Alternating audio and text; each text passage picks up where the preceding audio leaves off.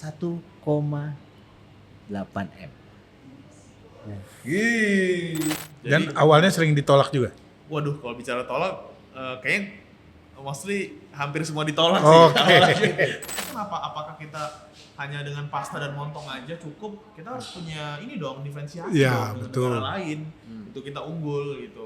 Bismillahirrahmanirrahim. Assalamualaikum warahmatullahi wabarakatuh. Waalaikumsalam. Waalaikumsalam. Terima kasih sudah datang. Saya perkenalkan teman-teman, eksportir muda durian Indonesia, Mas Muhammad Syarif. Selamat datang Mas di Durian Traveler. Terima kasih Mas Sigit. Pertanyaan Sudah saya, diundang. emang sehari ekspor berapa sih Mas? Waduh. To the point saya. Mungkin Pas musim tapi ya. Ya. iya. Musimnya sih ya bergantian ya. Kalau di Indonesia kan musim bergantian. Kalau per hari mungkin kita bilang per bulan lah dulu. Yes. Per bulan. Kalau kita average kan per bulan mungkin kalau dari pabrik kita yang ada di Medan dan di Sulawesi average-nya bisa di angka berapa ya? Kalau lagi big season ya. Ini Yeah, masalahnya kalau yeah. di Sulawesi kan musimnya cuma 6 bulanan ya. Yes. Kalau lebih Mas ya, 6 bulanan. Kalau sekarang ini kita mungkin mencapai harus hitung 10 adalah. 10. Iya. Kamu tahu nggak Andra? 10 apa tuh maksudnya? 10 kontainer. 10 kontainer. Satu kontainer berapa rupiah? Waduh. Berapa coba Andra? Jangan berapa banyak, berapa Nah, berapa rupiah? berapa Coba rupiah aja. langsung aja ya. Kira-kira. Kalau ke Indra aja, tahu nggak? 1 miliar? 1,8 M. Jadi ini Itu bisnis lihat yang potensinya. ger gitu ya. Keren. Itu bisa bayangkan sebenarnya. Saya nggak tahu nih sebenarnya bisnis durian untuk ekspor itu apanya sih yang bisa diekspor? Kalau kita pabrik independen ya, Mas Sigit, kita sekarang ekspor itu ada 2 produk. Pertama yaitu pasta durian. Jadi itu daging duriannya yang kita ekspor itu. Kalau yang kedua kita ada ekspor itu durian kupasnya, durian pulp gitu.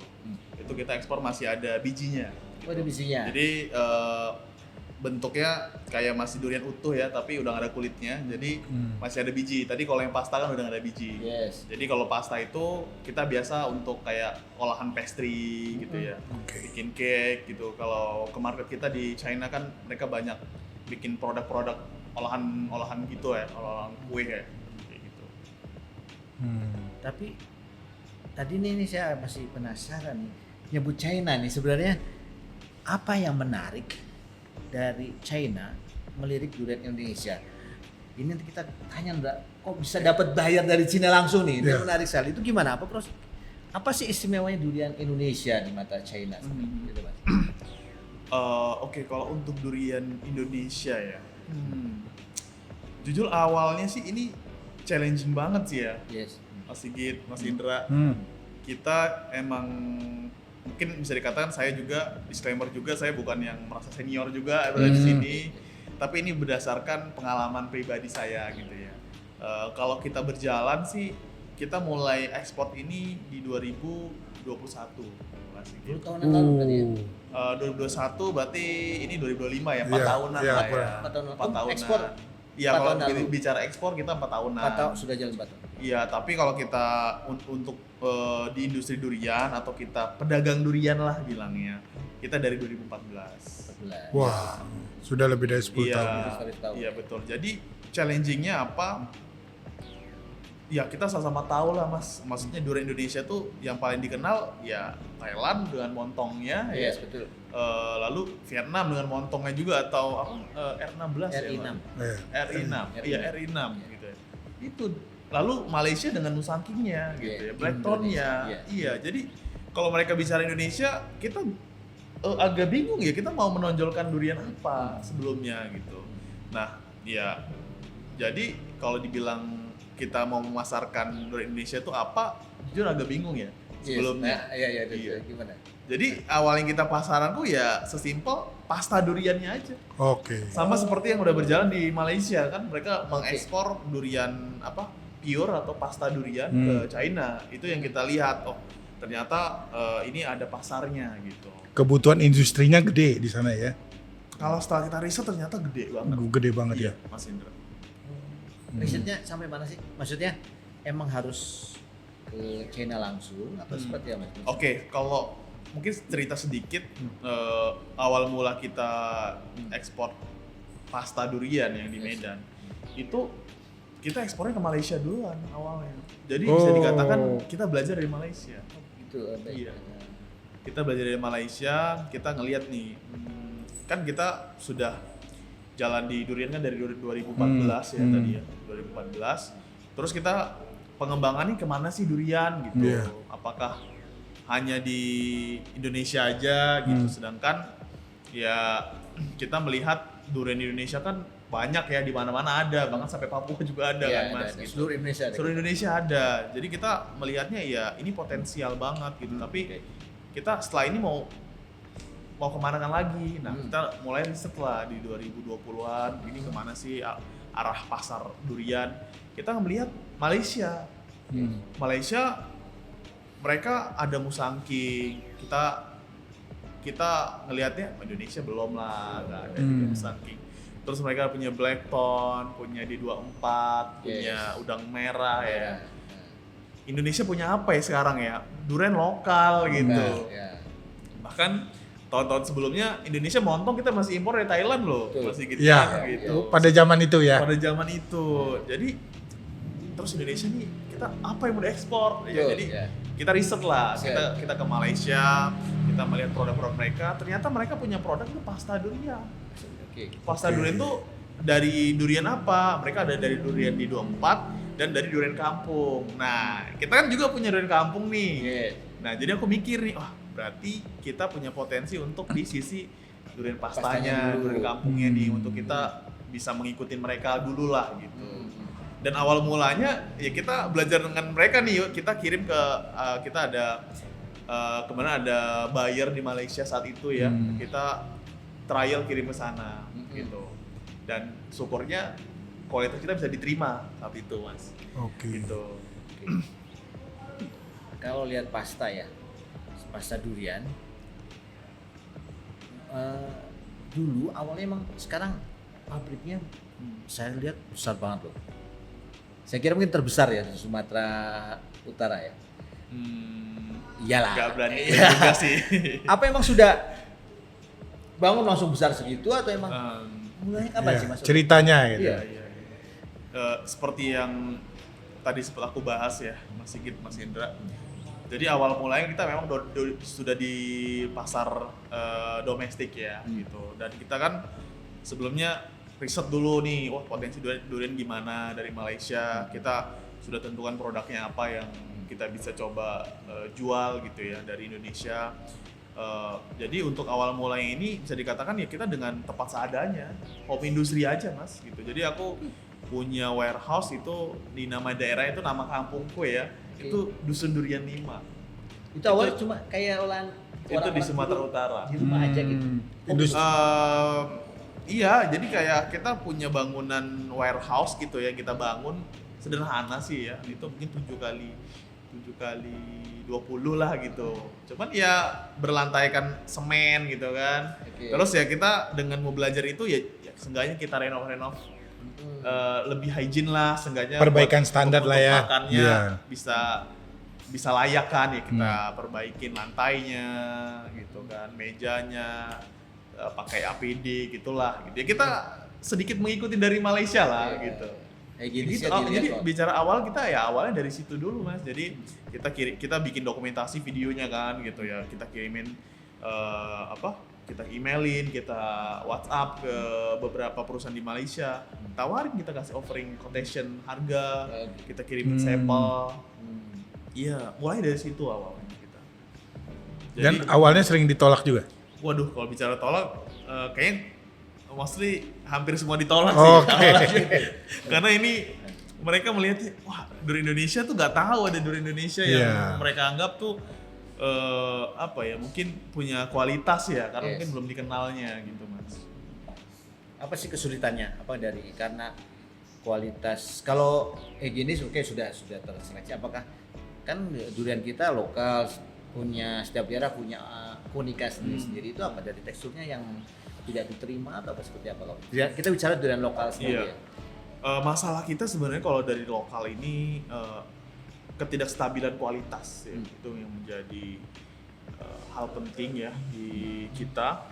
Terus masalah hama ya, banyak durian kita nih kan kena hama di tampilan bagus nih, dalam ada ulatnya, ada puninya, gitu kan. Udah gitu ada contoh di beberapa daerah tuh hampir kebanyakan yang kayak gitu ya, banyak ulatnya gitu. Jadi kalau kita mau kirim langsung durian yang masih buletan tuh antara takut ini rasanya bagus apa enggak. Oke, kita bisa seleksi, maksudnya dengan dicium gitu ya, diketok gitu ya, ketahuan. Cuman kan itu enggak bisa menjamin isinya isinya juga, atau ada ulatnya, atau ada bahasanya itu kalau bahasa di kampung tuh rendang bilangnya, karena kan kayak ada ulat gitu ya, kayak gitu.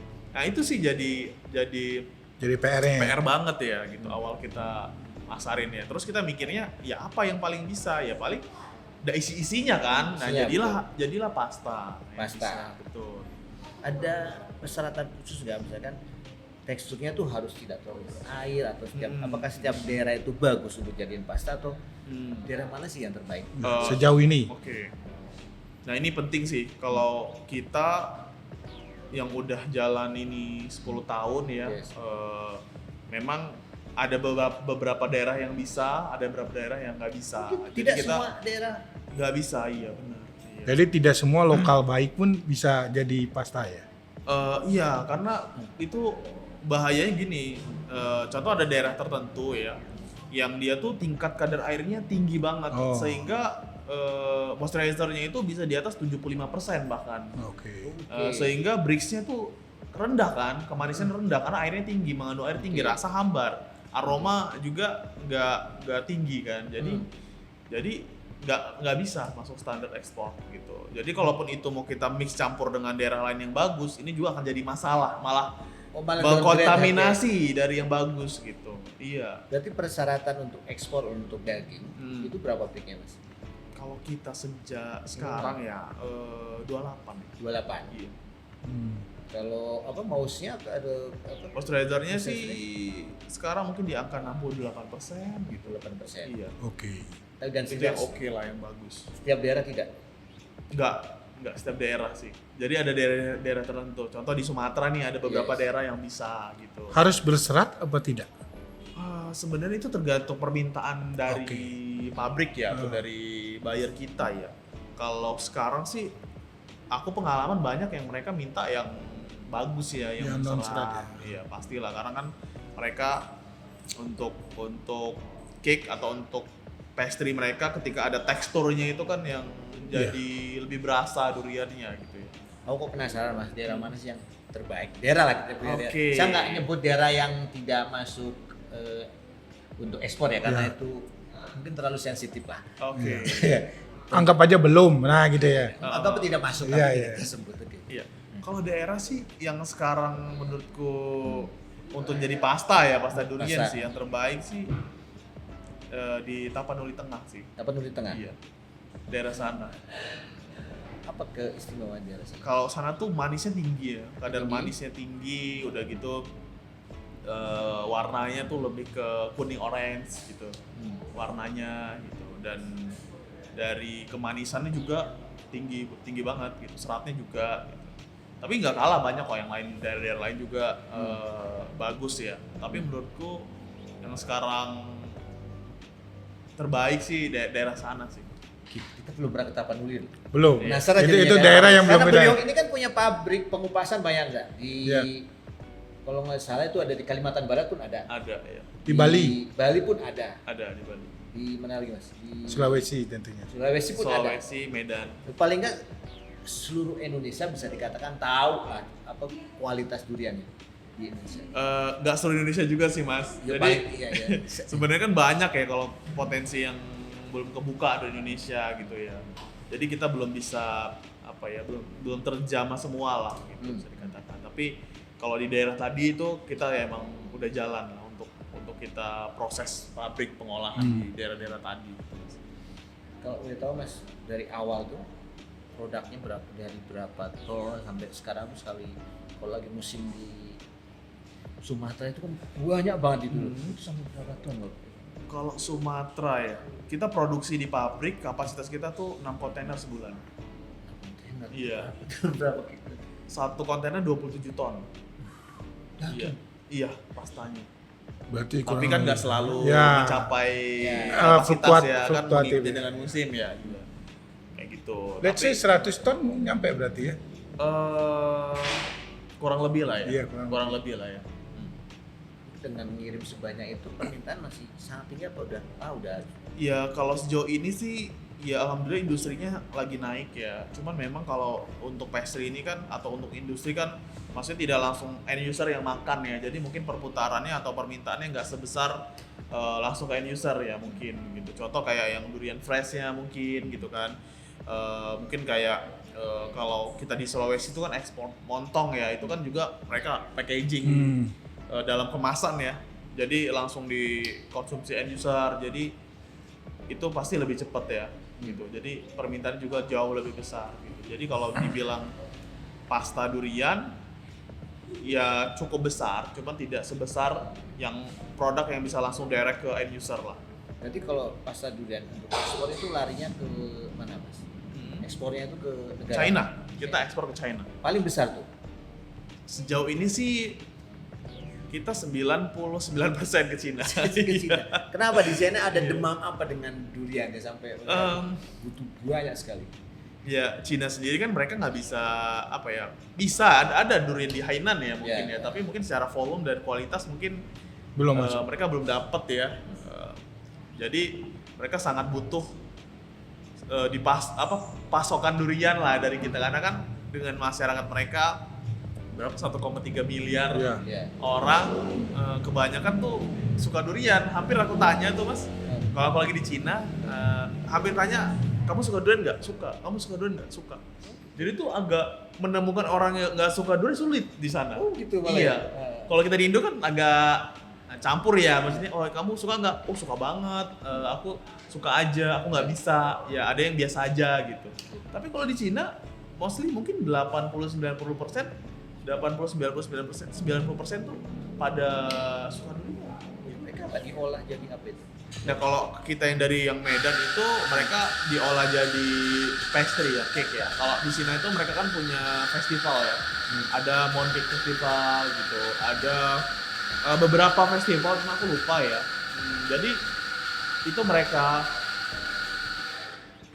mereka buat jadi olahan cake itu Mas.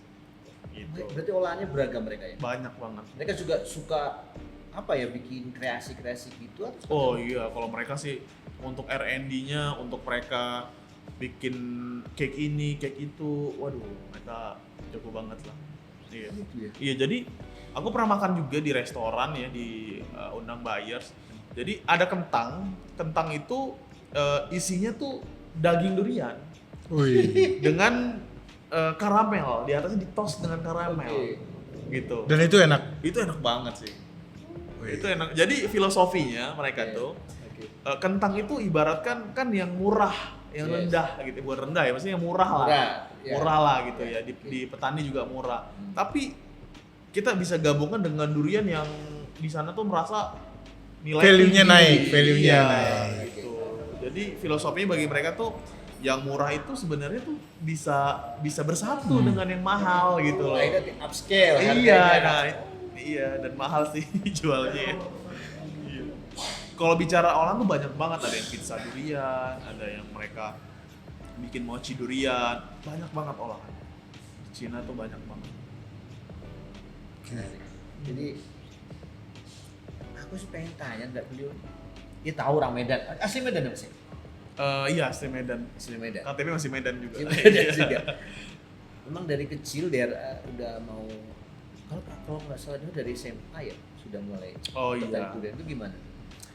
Eh, Bisa upscale menjadi eksportir dari ini. Iya, kalau mulainya sih memang tidak terencana juga dan tidak terduga juga ya masih akan bidang ini ya gitu. Karena memang kebetulan di daerah kita kan emang namanya udah durian 5 ya. Mungkin itu tadi hikmahnya Allah mudahkan gitu kan, bisa mulai dari kampung itu gitu. Oh, kampungnya udah nama durian. Namanya Iya, durian. namanya durian. Karena ya mungkin ada cerita lah dulu bahwasan itu ada pohon durian 5 gitu ya, yang kualitasnya bagus, tapi sekarang sudah nggak ada pohon duriannya ya.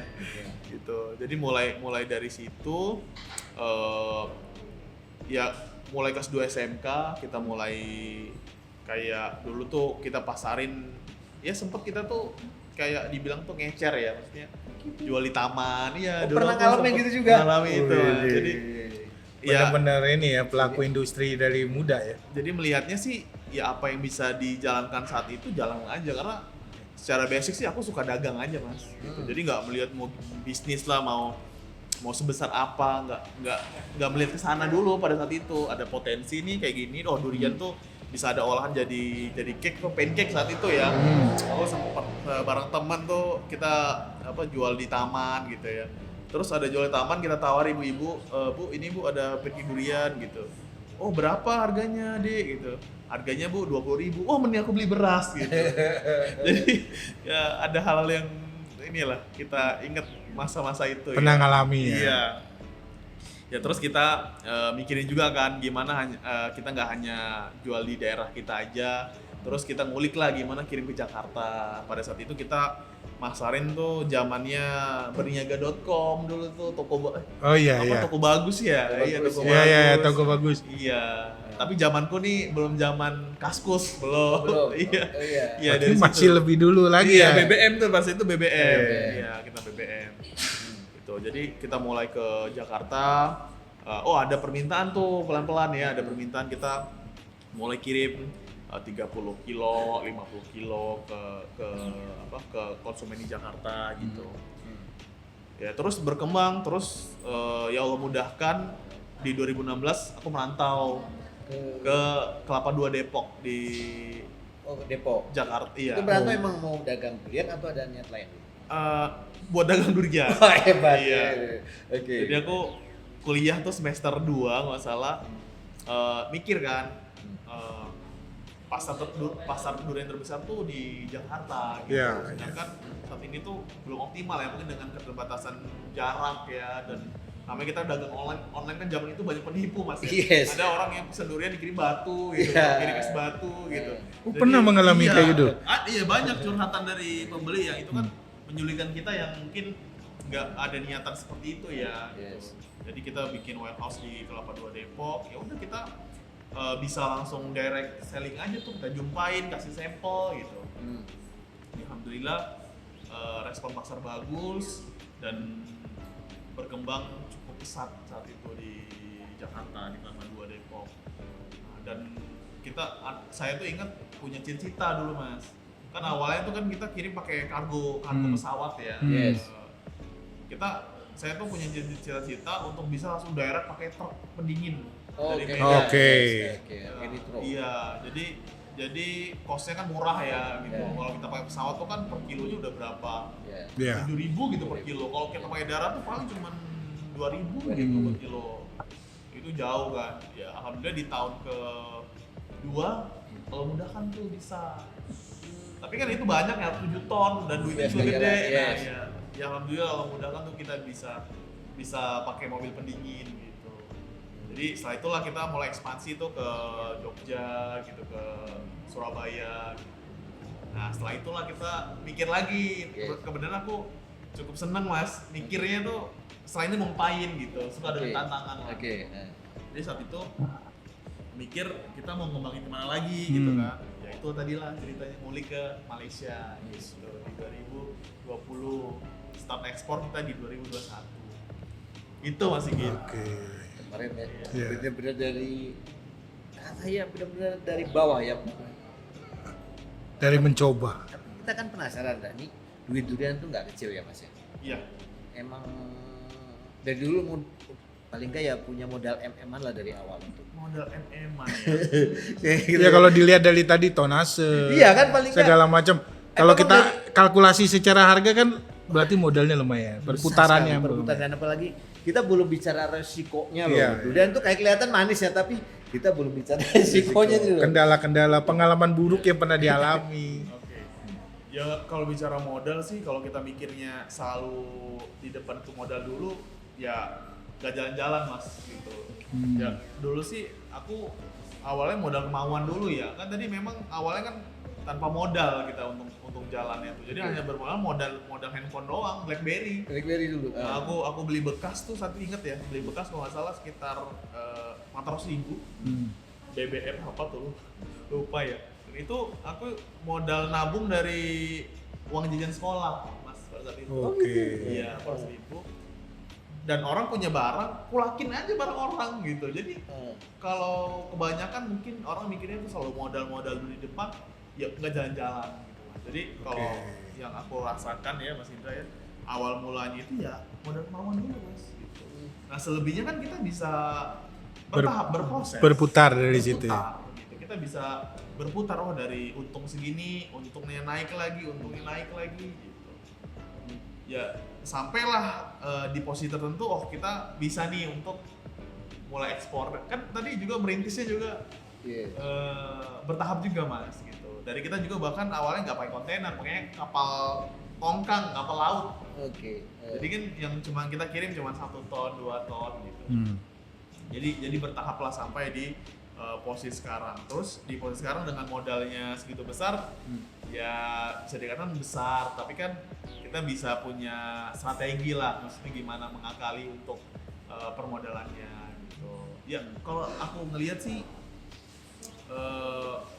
kemudahan sih ya, pertolongan Allah, kemudahannya itu yang banyak sih mas kalau aku nilai gitu. Jadi ya contoh aja kalau kita ekspor nih mas, kita bisa dideposit sama buyer.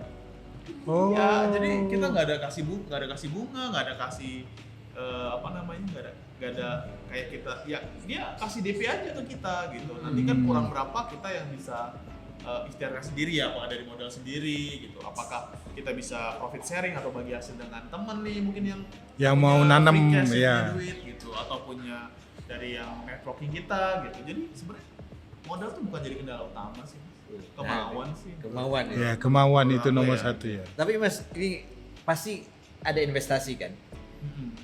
Emang ada investasi asing nggak? Cina pasti mau invest ke emas kan, paling nggak. Oke. Tawaran maksudnya Tawaran itu pastilah dengan seperti ini pasti. sudah berjalan. Mungkin rekan-rekan yang di Cina yang pengen. Apa benar-benar nih murni duit orang Indonesia semua seperti itu? Ya kalau bisa dikatakan tawaran sih ada beberapa ya. Kita ada beberapa yang sempat nawarin PMA ya dari China mau invest gitu. Cuman kalau kita masih mengukur dari kita pribadi tuh secara kemampuan dan kesiapan tuh belum ya.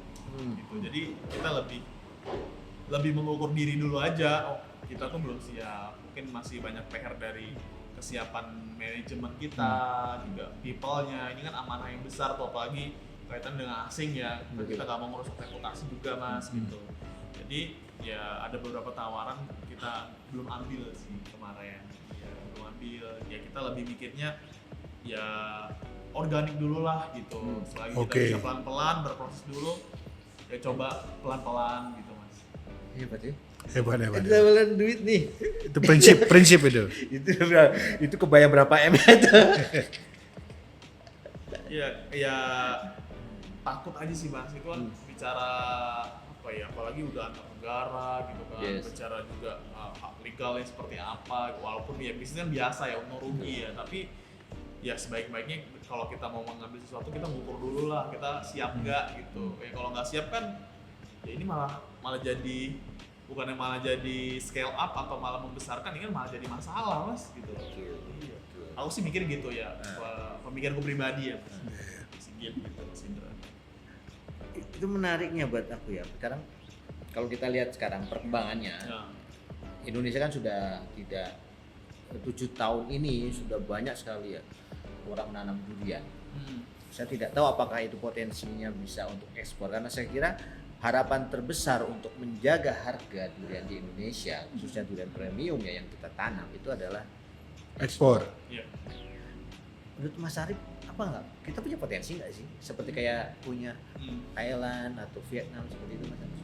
Sebenarnya mau bicara potensi sih secara industrinya, kalau aku melihat ya Mas ya, dari aku pribadi ya, ini Indonesia kita sangat punya potensi banget untuk bisa bersaing di pasar global ya, dengan Thailand, dengan Vietnam, Malaysia gitu. Karena Indonesia yang aku lihat kita punya beberapa keunggulan. Yes. Nah, pertama secara supply global, secara data menunjukkan Indonesia the biggest supply in the world. Good, ya. Di dunia bahkan ya. Dunia. Tapi yang sekarang kebanyakan supply kita durian lokal. Lokal, yes. Iya, bukan durian produksi gitu. Betul. Yang mana kualitas stabil yang punya nilai jual yang tinggi gitu. Dan itu PR juga pada akhirnya. Oke, secara data kita supply global, the biggest supply global. Cuman masih belum standar kualitasnya. Nah, kalau yang aku ikutin dari kegiatan Mas Sigit, Mas Indra gitu ya, dari Durian Traveler, itu kan banyak kontes durian ya, hunting untuk durian-durian berkualitas di Indonesia. Itu aku sangat support dan dukung banget dan berterima kasih sih bisa dikatakan gitu Mas. Karena ini akan ngebuka jalan durian-durian berkualitas Indonesia yang akan tampil Mas. Betul. Gitu, karena jujur kita bingung setelah pasta kita mau jual apa nih gitu. Iya, oke mungkin dengan montongnya ya kita bisa juga pasarkan. Terus kenapa? Apakah kita hanya dengan pasta dan montong aja cukup? Kita harus punya ini dong, diferensiasi Ya, dong betul. dengan negara lain. Itu kita unggul gitu. Nah itu yang menurutku jadi challenging juga, jadi tantangan juga Mas. Oke. Untuk sekarang. Nah kalau tadi kembali ke potensi itu sangat besar ya. Dan secara sistem juga, siklus sistem kita ini Indonesia menarik Mas. Oke. Jadi Iya. pada saat Thailand musim, Thailand musim, Vietnam musim habis gitu kan. Yeah. Nah ketika Indonesia musim, mereka pas nggak musim. Oh, gitu. Berarti masih celahnya Oh. masih ada ya kurvanya. Jadi itu siklusnya tuh masih bisa. ya itu ya cara Allah ya. Adil ya. Dan Indonesia panjang gitu karena Nah, bener. dari Kita Sabang tuh sampai kan Merauke daerahnya itu banyak panjang tuh, ya. jadi bisa mengatur siklus musimnya. Nah kalau aku yang berjalan sekarang juga kan biasa tuh Medan jalan nih besar, nanti udah mulai low season, kita di Sulawesi Pindah ke besar, Sulawesi. Ya. big seasonnya. Nanti Kalimantan besar gitu. Jadi agak jarang itu ketemu pas berbareng, agak jarang gitu. Jadi ya itu sih keunggulan kita Indonesia ya, Mas ya. Sumatera dengan Sulawesi siklus musimnya beda kayak gitu kan. Jadi kalau kita tadi teman-teman dari komunitas durian gitu, yang petani durian yang nanam di daerah Sulawesi dan Medan musimnya beda nih. Beda. Jadi kita bisa menjaga rantai pasok kita sih menurutku ya Mas, menarik. Menarik ya. Tapi yang menjadi PR kita adalah untuk menjaga standar kualitasnya ini agar stabil Mas. Itu PR. Jadi kalau bicara permintaan sampai sekarang aku punya permintaan buyer yang mau musangking Berapa? mereka mau musangking nitrogen siap terima, mau yang fresh siap terima gitu. Yang montong bayar sekarang terima unlimited gitu. Yang pasta kita juga ada terima. Saking unlimited. Kalau musangking dibilang unlimited enggak ya? Enggak. Karena kita kan masih PR lah Masih gitu PR, ya. belum tahu Mereka kualitasnya. siap ambil ketika kualitas kita tuh bisa bersaing lah, kualitas kita stabil gitu. Montongnya unlimited. Sejauh ini sih mereka Berapapun terima. Iya. Ini menarik kan. Kita kan berbicara nih berkaca dengan kasus yang terjadi di Indonesia, khususnya di daerah Sulawesi Tengah ya. Iya. Sebenarnya sudah ada berapa? Itu sudah ekspor di sana ya. Ada berapa pabrik sih? Ada pabrik. Kalau di Sulawesi Tengah Dan ya, perkembangannya Iya, lah. gimana?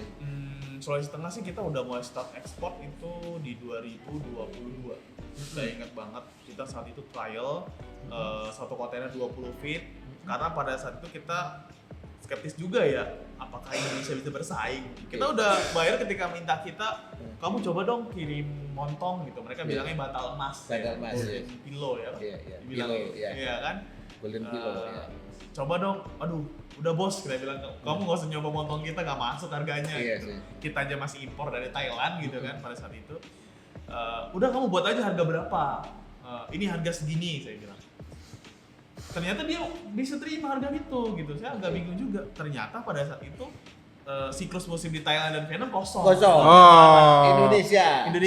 Kita musim. Kita lagi musim. Nah, Iya. Bentuknya Pada- apa? Apa? Durian kupas. Iya. Kupas, Iya, ya. biji masih ada Biji. bijinya kan. Jadi kita trial saat itu kirim 20 feet, dia bikin ajarin ya caranya gini, video-video seperti ini, ya udah kita bikin trial tuh. Karena kita emang udah punya pengalaman bikin montong tapi untuk pasar domestik, kan kita udah setengah tahu lah kualitas ya. Walaupun kita belum begitu paham untuk masalah gradingnya saat itu, jadi kita kirim grading, mix saja campur lah gitu. Kita kirim 20 feet di 2022, dia terima itu kalau nggak salah 40 hari sebelum sampai di sana. Iya. 40 hari. 40 hari. Oke. Karena Indonesia kan kita belum bisa direct ya. Iya. Harus via Malaysia atau Thailand untuk relabel dulu. Iya. Jadi diakuin jadi produk Thailand atau Malaysia. Iya. Jadi di data Bea Cukai Cina tuh Indonesia nggak ada. Karena kita permintaan juga belum ada mas sampai sekarang ya. Pada saat itu ada berapa packing house? Pada waktu awal-awal itu tadi? Ya. Seingatku 2 ya mas saat itu. Pada saat itu? Iya, itu pun kita kecil-kecilan mas ya. Oke. Dan satu yang memang saya kenal juga lah, beliau. Jadi ada 2, kita coba mulai trial. Dan ternyata sampai China itu surprise juga ternyata. Kamu buat berapa saya terima. Wih. Pada saat itu punya harapan baru mas. Iya. Dan saat ini ada berapa packing house? Saat ini ya, mungkin setiap tahunnya ya dari 2023 kita nambah, mungkin ada 8 mungkin asumsinya 8-10. Naik tahun depan naik ke 16-17. Tahun sekarang update 32 sampai 35 packing house. Iya. Packing house. Satu packing house bisa berapa ton? Macam-macam ya, kan tergantung dari supply chain-nya. Kalau kapasitas sih tergantung besarannya pabriknya juga ya dan kemampuan pembekuan pabriknya. Tapi sejauh ini mempengaruhi jumlah produksi? Atau belum? Menurun sih. Menurun tetap ya. Tapi ketika lagi big season kemarin di bulan 3 ya, Maret big season, pada saat puasa di domestik juga penyerapannya kan kurang puasa. Itu masih overload sih. Pabrik kita overload, pabrik yang lain juga overload, masih overload. Berarti permintaannya juga dari awal tadi udah berlipat-lipat ganda lagi ya? Iya betul. Karena setiap tahun kan produksi di Sulawesi kan terus meningkat. Meningkat ya? Juga ya. Iya. Pertanyaan saya mas, Sulawesi bisa menjadi apa ya sampel kita suksesnya suatu daerah yang menggunakan satu durian premium namanya montong. Nah, apakah itu bisa diduplikasi karena yang nanam itu hampir seluruh Indonesia ya dengan apakah bisa nggak misalkan tidak di Jawa bisa atau di mana dengan durian atau di Kalimantan kita kan tanam musangking, duri hitam kayak gitu bisa nggak sih untuk kalau montong ya? Ya jenis lain lah durian premium bisa musangking atau duri hitam itu yang kita tanam gitu petani. Takutnya petani takut over gitu apa enggak? Selagi kualitas itu bisa standar gitu ya, itu akan terima. Gak ada batasan ya, aku lihat ya. Selagi harga masuk, kualitas masuk, mereka serap. Ya Malaysia dengan setiap tahunnya menambah produksi mereka, nggak ini kok, maksudnya nggak ada. Saya dengar istilah paket nolak ya, kecuali dengan ada isu kualitas mungkin. Yes. Gitu. Jadi selagi kualitas kita bisa standar gitu ya, sesuai standar ekspor, mereka terima. Nah tadi seperti tadi saya bilang mas, Allah adilnya itu siklus musimnya berpindah-pindah. Kan nggak barengan gitu. Jadi ketika Malaysia nggak ada musim, Indonesia musim, ya itu akan diserap habis. Nah itu jadi pelengkap menurutku sih. Let's say mas, saya mau tanya, to the point. Let's say kualitas masuk, kita belum tanya harga, tapi kualitas masuk, harga masuk lah. Oke. Misalkan di Jawa Tengah, itu minimal kalau Mas Syarif mau buka kayak pabrik di Jawa Tengah, apa yang dilihat? Apakah kuantitinya minimal berapa? Seperti apa ya? Yang bisa diserap? Contoh aku mau bikin packing house di Jakarta ya atau di Jawa Tengah lah ya kalau ada. Yang pasti itu dekat dengan supply chain-nya atau kebun duriannya gitu. Karena kalau kita bicara durian fresh, premium ataukah itu kita mau proses jadi nitrogen atau itu mau kita proses jadi durian pulp atau durian kupas musangking gitu ya. itu nggak boleh jauh dari kebunnya gitu. Harus dekat gitu karena pengaruh logistiknya ini waktu pengiriman itu mempengaruhi kualitas ya gitu. Jadi itu dulu yang aku pasti lihat dengan besarnya supply chain dan jarak packing house pabrik kita dengan kebun. Dan kebun itu satu season itu harus bisa seenggaknya kita memproduksi ya seperti yang sekarang lah Mas ya, mungkin kalau satu bulan bisa 5 kontainer, 3 kontainer menarik lah untuk kita bisa bikin packing house. Nah satu kontainer itu kan sekitar 27 ton ya. 27 ton. Iya, tapi kalau durian fresh mungkin muatnya 16 ton lah. Kalau 40 feet gitu. 16 ton durian gitu. Jadi ya mungkin bilanglah ada berapa berarti itu? Mungkin ada 70 ton durian per bulan lah yang kita bisa serap. Itu kita baru berani bikin. kan itu butuh investasi Mas. Pabrik harus standar ISO, ASTAP gitu kan, GMP, terus kita juga harus invest mesin nitrogen gitu kan. Jadi karena ketat sih kalau dari masalah food safety dari China ya gitu. Jadi pertimbangan investasi itu yang cukup besar, kalau tidak dimainkan volume kita nggak berani. Kita bicara volume sekarang. Tapi Mas Sigit kalau belum mencapai itu di domestik aja belum ya, betul. terpenuhi. Ya, ini belum Tapi kita benar-benar yang anak punya paling nggak kita sudah tahu kan framingnya biasanya nanti seperti apa. Tapi yang ditunggu-tunggu nih para petani sebenarnya harga musangking di berapa teman-teman eksportir bisa nyaplok buat gua aja. Ya, serius. Oke. Kalau kemarin sih kita ngobrol sama buyer kita di China. Kalau pada saat season di Malaysia mereka terima itu ekspor ya harga pabrik kurang lebih di sekitar 270.000 per kilo. Ya. Rupiah, konversi ke rupiah 270.000 per kilo. Iya. Grade A. Itu big season Mas. Kalau lagi nggak season ya, aku pernah itu kemarin nyampe 320.000. Oh, ya sama kayak Itu bukan di satuan ya, bukan ecer ya. Pabrik itu Kontaineran. Pabrik. Kontaineran. Betapa angin surga banget ini di 270. Tapi paling nggak kita dapat ya masih sangat bagus ya. Iya, stabil sejauh ini untuk harga. Tapi itu kan harga yang diterima di sana, artinya on the process. Iya dong, pabrik pasti beli di bawah itu lah. Di bawah. Yes. Ya, itu harga offering pabrik ke market. Iya. Estimasinya setelah produksi hitung ya kan bisa ada gambaran kira-kira nilai produksi, margin dan lainnya, kira-kira sebenarnya idealnya diterima di pabrik lah ya di FOB pabrik itu berapa itu? Ya itu kan sebenarnya kan Ya fluktuatif tentunya ya. harga fluktuatif. Kalau kita melihat Malaysia kan itu kan punya ada gradingnya kan, ada yang grade C, ya kan, ada yang baby juga yang kecil ya, ada yang B. Nah itu kan yang kecil-kecil kan itu bisa kita bikin durian kupas dari jadi durian kupas yang grade B atau grade AB-nya sama grade A-nya kita ekspor ke Cina. Ya, kalau untuk masalah pabrik di Malaysia aku kurang tahu ya, Mas Indra, untuk patokan mereka ambil margin. Tapi bilanglah 10% lah gitu. Ya.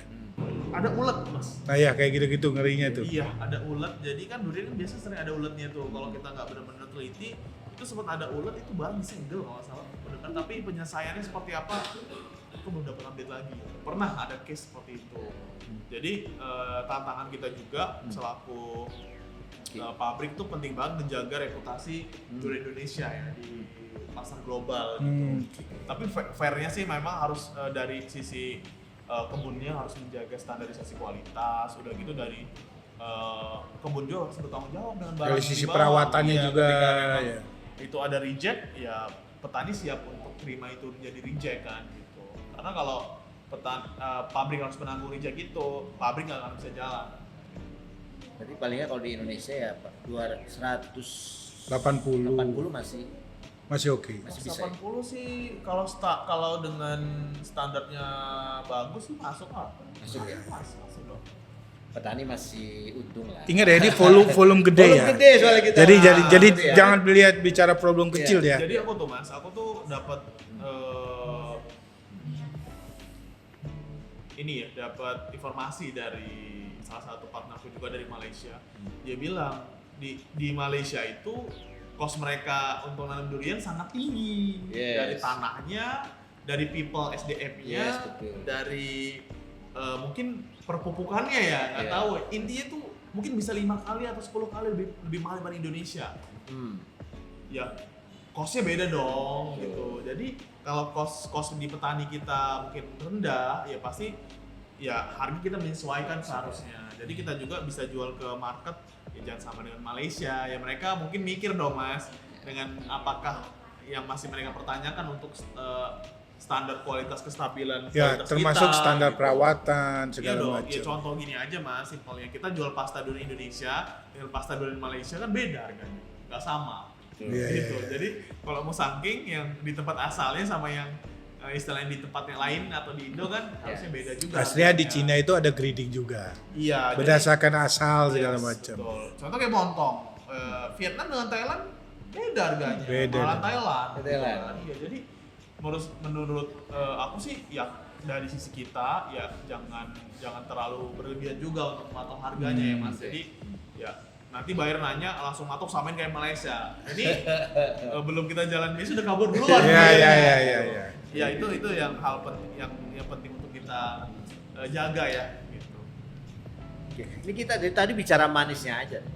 Pahitnya. Pengalaman Oh. kan Pahitnya durian. ini ngirim nih Berapa 10. kontainer hilang? Pengalaman pahitnya ya Iya. ya tadi ya Mas, untuk mencapai titik ini ya banyak proses yang dilalui ya, Iya. ya asam manisnya ya kayak apa manis pahit Mm, seperti iya. durian Iya. ya selagi dinikmatin itu jadi enak ya, manis pahit durian kan enak tuh. Tapi kalau bicara sedikit pahitnya kita ya belajar sih, dari pelajaran kita sebelumnya kita pernah tuh dibalikin 1 kontainer dari Cina. 1,8 Jadi M. Iya. berangkat mungkin sekitar 30 hari, balik 30 hari, jadi apa itu barang? Ya, barang sih tahan sampai 2 tahun. Tahun, Nah, oke. Karena kan frozen ya, Iya. selagi suhunya kejaga. Cuman ya kan tadi seperti yang kita tadi ada sedikit pembahasan di meja belakang Yes. gitu ya, bahwasannya di industri durian ini sangat-sangat butuh expertise gitu ya, karena Ya. tingkat resikonya yang tinggi gitu. Betul. Jadi kita salah pengolahan dikit itu durian oksidasi atau pH-nya naik itu reject. Berarti Iya. sampai sana sudah cek pH-nya ternyata Oh iya. tinggi, asam. Reject. turun. Sampling ya itu Nggak berarti. masuk reject, iya karena mereka nggak mungkin cicipin satu-satu kan Ya. Mas Indra. Ketika itu kita sudah punya kontrak dengan pH yang atau kemanisan yang sudah kita sepakati tidak sesuai itu reject. Gitu. Resiko terburuknya hanya reject atau ada resiko terburuk diblokir? Diblokir sejauh ini sih belum. Belum ya. Mas, Kecuali pernah sih aku pernah dengar ya ada itu barang ketahan itu di dalamnya ada apa ya? Ada ulet Mas. Nah ya kayak gitu-gitu ngerinya tuh. Iya, ada ulet. Jadi kan durian biasanya sering ada uletnya tuh. Kalau kita nggak benar-benar teliti, itu sempat ada ulet itu barang disegel kalau nggak salah. Aku dengar, tapi penyelesaiannya seperti apa? Aku belum dapat update lagi. Pernah ada case seperti itu. Jadi tantangan kita juga selaku pabrik tuh penting banget menjaga reputasi durian Indonesia ya di pasar global gitu. Jadi ya kalau kita mau ekspor ya diharapkan menjaga standar kita lah gitu, jangan sampai karena kita imbasnya ke yang lain kan gitu untuk reputasi durian Indonesia gitu Mas. Jadi kalau bicara pahitnya tadi pernah di reject, pernah juga kita produksi nih human error, Oke. pembekuan tuh pernah meledak gitu ya karena nggak dicek gitu kan panas ya gitu. Sempat ada trouble mesinnya, rupanya nggak dicek, meledak tuh ya rugi 3 ton gitu. Pernah juga produksi ternyata ada stok 2 kontainer itu speknya nggak masuk tuh, jadi kita harus pikirin jual ke domestik lah atau gimana. Ya bisa dikatakan Suka dukanya ya. miliaran lah uang belajar. Iya. Ya tapi ya itu bagian dari prosesnya Mas ya. Pembelajaran sekolah lah ya. Iya.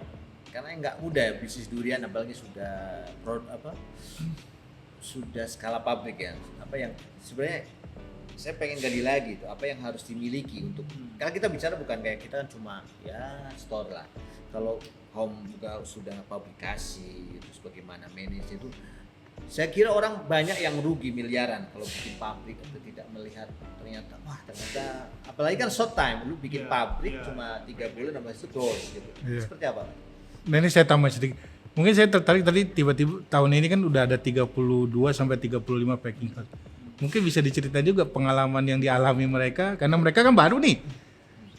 Iya, ya mungkin kalau apakah apa yang pabrik-pabrik lain alami, aku nggak bisa tahu secara spesifik ya gitu ya. Mungkin ya masing-masing kan punya manajemen risiko masing-masing ya, Mas Sigit, Mas Indra. Tapi kalau dari pengalaman aku sendiri yang aku rasain, musim ini sih dengan banyaknya pabrik yang ada di Sulawesi ya, khususnya ya pabrik di Sulawesi, ya kompetisi semakin seru, ya, makin seru. Harga makin naik, petani happy pasti. Ya, itu pasti. Yang penting petani happy. Kita pabrik sih sedikit pusing ya, pasti modal kan naik, sedangkan secara standar harga tuh tidak naik signifikan juga, jadi pasti secara modal COGS kita naik ya. Tapi ya pabrik ini makanya harus main volume Mas. Tadi kalau tadi yang dibahas yang ditanya Mas Sigit kan pengukurannya gimana ya kita membuat pabrik. Ya kalau dari aku sendiri sih tergantung dulu nih mau bikin pabrik yang gimana. Kan kalau mau home industri juga bisa Mas. Home industri kita bisa juga support ke pabrik yang udah besar kan, kita bisa jual ke mereka, nggak harus ekspor langsung ke Cina dulu kan, itu kan butuh butuh modal atau butuh persiapan yang mateng lah untuk itu gitu. Walaupun tadi perihal modal kita bisa kerjasama, tapi kalau kita nggak siap ya itu modal bisa hilang Mas, karena ya seperti yang tadi saya sampaikan bahwasannya ya ini sangat tinggi risikonya gitu, karena kita salah dikit aja durian rusak itu reject harganya jauh Mas.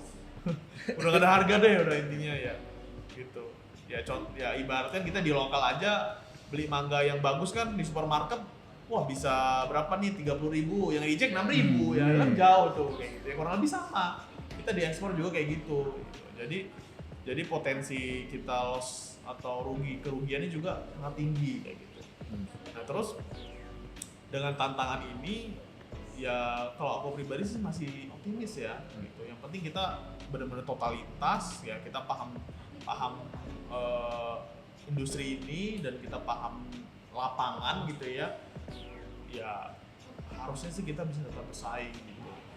Yang penting masing-masing pabrik punya manajemen resikonya masing-masing. Yang penting kalau dari aku pribadi sih kita harus terukur Mas, kita boleh agresif, boleh optimis, boleh punya target yang besar gitu ya, tapi ya realistis, hitung-hitungannya masuk nggak? Kalau emang masuk ya kerjain, kalau nggak masuk udah kita stop produksi gitu. Karena kalau kita nggak punya hitung-hitungan ya gambling dong kita jadinya gitu. Ya aku sempat dengar ya ada pabrik-pabrik yang baru mulai itu mereka ruginya cukup besar gitu. Aku nggak bisa sebut angka karena mungkin mereka kurang mendalami atau belum tahu lah cara bermain untuk durian Indonesia, karena itu ada pabrik dari Thailand, Vietnam gitu yang mereka bikin pabrik di manajemen Sulawesi. resiko ya sekali lagi. Iya. Sama expertise Eksportis Tapi kita bicara pengalaman. Malaysia sudah ekspor directly fresh to China. Indonesia udah bisa belum? Ke Hong Kong kayak kemana gitu Mas? Indonesia Yang fresh gitu? yang fresh ya? Iya. Fresh. Montong fresh bisa nggak? Kita ke Malaysia nggak boleh juga kalau ke Malaysia. Kita nggak punya permit kan kalau ekspor ke Malaysia. Kalau ke China udah pasti. Frozen aja kita belum kan, belum ada permit. Paling ke Hong Kong Mas, kita bisa. Pernah ekspor belum? Apa sedang? Kita musim ini kita udah jalan ekspor ke ada fresh ke Hong Kong. fresh ya. Iya. Directly? Directly. Wih mantap. Kemarin ada dari Bali kita jalan dan dari Makassar. Oh oke.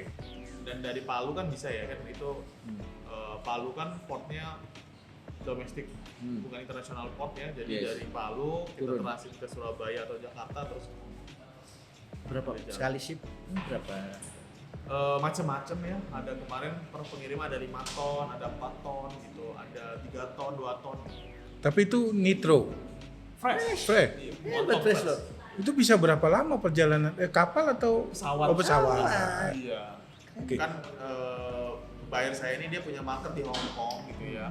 Jadi ya sementara ini Cina belum bisa, ya market Hong Kong pun jadilah. Ya. Alhamdulillah disyukurin ya. Disyukurin Mas. Berarti potensi untuk durian jenis lain seperti duri hitam atau musangking yang Memungkinkan tuh. kita petani banyak banget tanam sangat mungkin kan di pasarnya untuk directly gitu. Ke Hong Kong lah setidak-tidaknya. Paling nggak Hong Kong dulu lah. Kalau pendapat pribadi aku ya, Iya. sedikit ya, disclaimer dulu. Ya. Secara potensi global kita sangat besar. Bahkan siklus musimnya tadi kan Oke. berpindah ya siklus musimnya. Jadi kita sangat punya peluang yang besar untuk ekspor ke market global Cina ya. Bahkan sekarang market juga kebuka untuk ke US gitu ya, ke US, ke Jepang, Korea, Aussie, Australia. Oh, sudah mulai menikmati mereka. Karena setelah aku riset mereka udah jalan tuh montong saking jalan kan dari Malaysia, tapi mungkin volumenya masih kecil. Tapi secara persaingan kita mungkin bisa mengikuti lah. Maksudnya kan di sana kan mungkin belum sebegitu menguasai seperti di Cina kan, kalau Thailand dan Malaysia gitu. Kita bisa mengikuti. Jadi pasar global sangat terbuka lebar, tapi yang perlu kita jaga adalah standar kualitas. Standar kualitas. Untuk Timur Tengah? Menarik juga Timur Tengah Oke. bisa, cuman kurang ya Mas. Kurang ya, Sejauh Mas, ini ya. Mungkin bisa. Memang masih market terbesar Butuh masih. promo. Iya, betul. Itulah peran pemerintah. Dibuka. Iya. Iya. Pemerintah ajak kita promo itu. Oke. Terus tadi satu lagi Mas, jangan lupa juga kita market domestik kita juga menarik Mas. Oh iya, sangat benar. Ya, jadi kalau yang aku nilai China jadi the biggest market durian ya in the world gitu. Terus yang kedua siapa? Ya Amerika kan mungkin marketnya ASEAN Mas. Yes. Asia ya mungkin Asia. ya yang market di sana. Sama di Jepang juga, di Korea dan di Australia. Itu marketnya ya orang China juga ya. Nah, Indonesia ini kita juga Besar sekali. besar marketnya gitu ya. Kalau lihat Kita dari Indonesia lahir jadi- udah durenan ya. Iya benar Mas Indra. Jadi aku melihatnya Indonesia ini juga punya pasar yang besar dan menurutku jadi pasar besar durian terbesar kedua Iya. di dunia loh Mas. Iya. Durian market Menurutku ya, kita Mas. besar, Iya. ekspor juga bisa, Iya, iya, untuk benar. pasar lokal pun Iya, jadi aku juga belajar ya melihat dengan industri durian di China, mereka tuh sangat melihat durian ini menjadi industri, bukan hanya sekedar ya dagang aja gitu. Tapi mereka juga kuat untuk gimana mereka membuat perusahaan-perusahaan durian tuh yang established gitu ya, maksudnya yang perusahaan profesional gitu. Mereka punya produk turunan durian, mereka masukin ke supermarket gitu, mereka bikin produk turunan masukin ke bikin outlet lah, masukin ke mall lah, banyak banget Mas. Industrinya tuh hidup gede banget di China. Pizza durian di mana-mana, bahkan tuh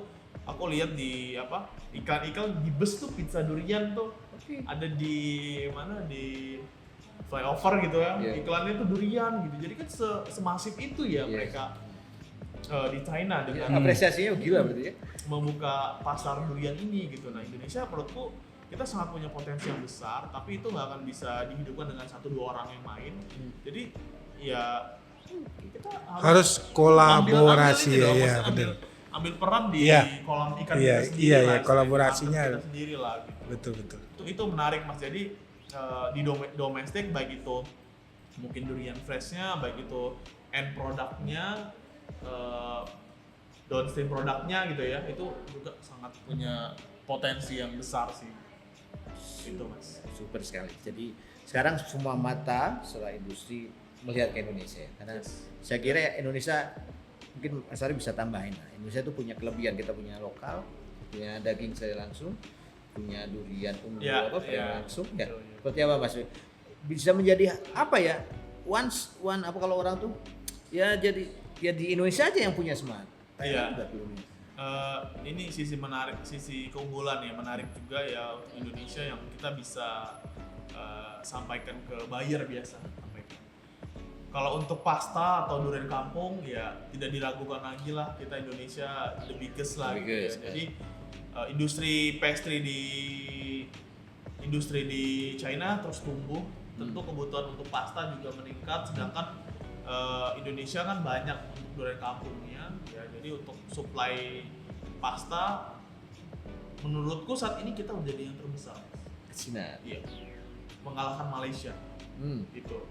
Nah, untuk sisi pasta kita unggul dari segi volume dan harga lebih murah pastinya. Terus kita punya montong. Punya montong. Iya, kita punya montong, punya pasta yang kuat. Montong juga sekarang kita di Sulawesi kan bisa dikatakan ya mungkin belum sebesar Vietnam dan Thailand ya, tapi cukup diperhitungkan lah. Terbukti dengan kita sekarang jalan 32 packing house dan terus bertambah, kita tetap bisa terpenuhi di pabrik walaupun itu pada saat peak season ya, mungkin kalau low season ya pasti kekurangan gitu. Tapi menurutku sih ya itu keunggulan kita tadi, siklus musimnya kan berubah juga dan kualitas montong kita bisa dikatakan cukup unggul sih ya. Karena dari segi kemanisan, warna gitu. Tinggal dilengkapi aja. Kita nanti juga ada musangki dan duri hitam, jadi one stop shopping ya. Itu yang ditunggu-tunggu, jadi paket lengkap. Paket lengkap kita. Jadi kamu mau apa? Mau montong Ada. Saking, backbone ada. Ada. Dan ada dari unggulan kita juga dong, jadi ketinggalan. Betul. Ya, Super collection ada. Itu harus pengen banget sih itu kita promosikan ke China tuh, branding dari produk kita. Nanti ditunggu Mas Sigit apa yang bisa kita Nanti kolaborasiin, kita pasaran ke Cina nih. Ya, Mas Indra. menarik. Siap. Menarik sekali ya. Sampai Mas Arif, terima kasih waktunya. Sama-sama. Teman-teman petani durian tetap semangat. Kita lihat betapa besar potensi pasar durian. Gak cuma kita bicara Indonesia udah cukup besar. Apalagi kita ada pasar dunia, pasar yang beliau pelakunya, jadi nggak takut. Jadi semoga kita depan kita bisa berkolaborasi lagi, kita membuat sesuatu yang bagus, yang bisa paling nggak petani durian sejahtera, panennya Bisa tidak terakomodasi. Tahu kan harganya di 180 masih oke, diserap, yang penting kualitasnya jaga. Kualitas jaga, Perawatannya juga dijaga. saya jaga. Pokoknya insya Allah kita akan sejahtera dengan durian. Terima kasih Mas Arif. Sama-sama Mas Sigit, kesempatannya. Ya, dari harapan saya sih Ya. petani ini jadi fundamental di industri ini ya. Ya, jadi penguatan yang paling utama tuh supply chain-nya. Supply chain. Itu yang paling urgent yang harus kita lakukan. Betul. Jadi Terima kasih kesempatannya. Saya Terima kasih banyak. berkolaborasi Iya. dengan Brand Traveler, Iya. dengan Mas Sigit, Mas Indra, dengan teman-teman yang lain. terima kasih. Terima kasih Ko Indra. Ya, kita belajar banyak hari ini. Betul. Nanti kita belajar lagi. Enjoy Travel, terima kasih teman-teman sudah menonton. Kita ketemu di episode lain. Nanti kita main ke pabrik beliau, Enjoy Travel. Iya. Ditunggu Ditunggu undangannya. saja. Undangannya Ditunggu. ditunggu. Ditunggu.